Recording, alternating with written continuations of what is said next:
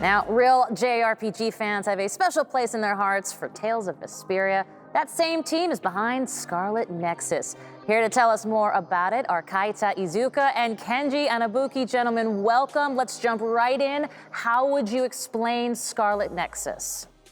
So Scarlet Nexus is an action RPG where it takes place in a world where the human brain has evolved to a certain extent where you have special powers. And so you play as characters that have these unique powers, and you go through the game and you explore and you fight evil and darkness.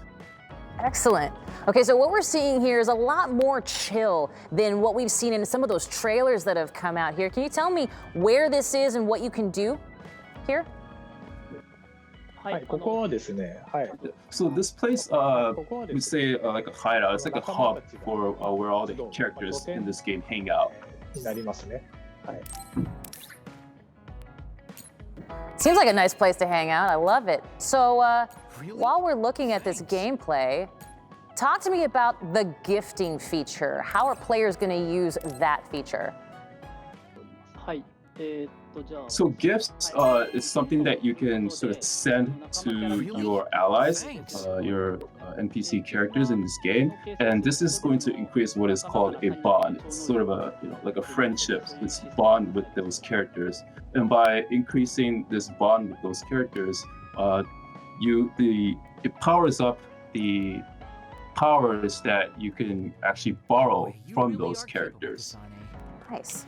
Okay, I like that. So let's talk about past trailers and gameplay videos that we've seen the male protagonist. But of course, we're playing as a female character. What is her name? What can we also play as her? So at the start of this game, you can actually select between a male character and female character. The female character is named Kasane Randall, and she is also another new recruit to the OSF, the Other Suppression Force, and she's one of the members of the elite force.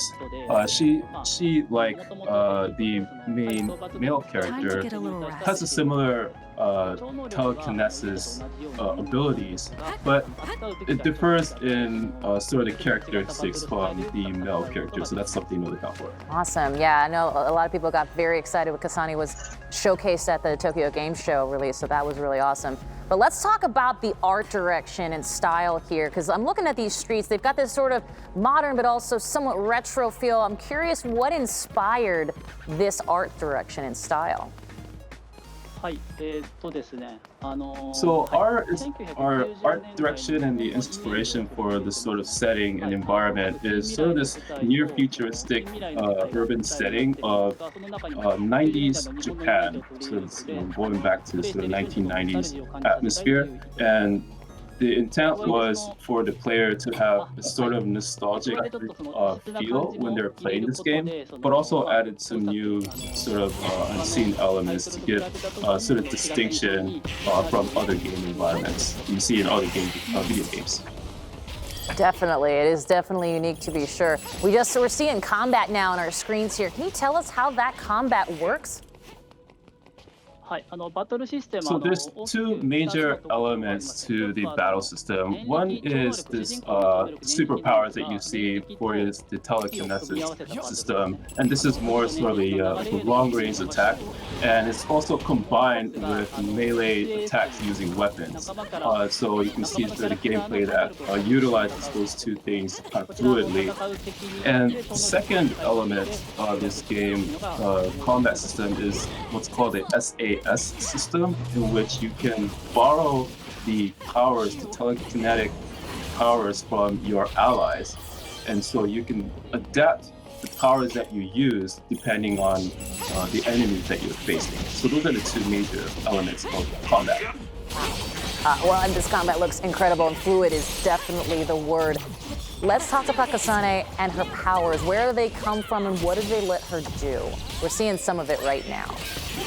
So Kasane uses her telekinetic abilities to really move objects in the environment around to attack her opponents. And other than her telekinetic powers, she uses throwing knives, kind of like kunai, you just kind of throw them from a distance. So those are the two sort of fundamental aspects of Kasane's playstyle. Nice. The enemies in Scarlet Nexus are beautiful and terrifying. What can you tell us about the others? So these enemies known as the others, they descend from the sky. And the threatening thing about them is that they go in and they eat the brains of human beings. And so in order to combat that, this OSF, this group of elite combatants, other suppression force, is there to sort of combat this threat to humanity. And they are a very scary threat, I will say. Now, we see that Kasane has put on her hood, and the music and visuals change. Things get more frenetic. Talk to me about what that is and how that impacts gameplay. So this is what's called the drive mode, and this is achieved by filling up the gauge that you can see at the lower center of the game screen. And once this gauge is filled up, you can enter this thing called the drive mode, which the OSF members, these powerful humans, they increase concentration. They go in a state of mind where they're very concentrated and they're sort of in the zone, so to speak. And so that's why you put on the hood and sort of music starts running, and it sort of illustrates how they're mentally in this zone of increase in intense concentration. So that's the drive mode. Excellent. That's how I feel when I put on a hoodie too. Obviously, Kasane is with some friends here. How does the party system work in Scarlet Nexus? So both of the main characters in this game can have up to two party members accompany them in battle. And by having these characters accompany them in party, their SAS system receives special effects or buffs. So depending on the situation, you can swap them out for different effects or buffs to aid you in combat. Well, let's talk about some of those party members. Are there any interesting, unique highlights that you want to share from the party member branch?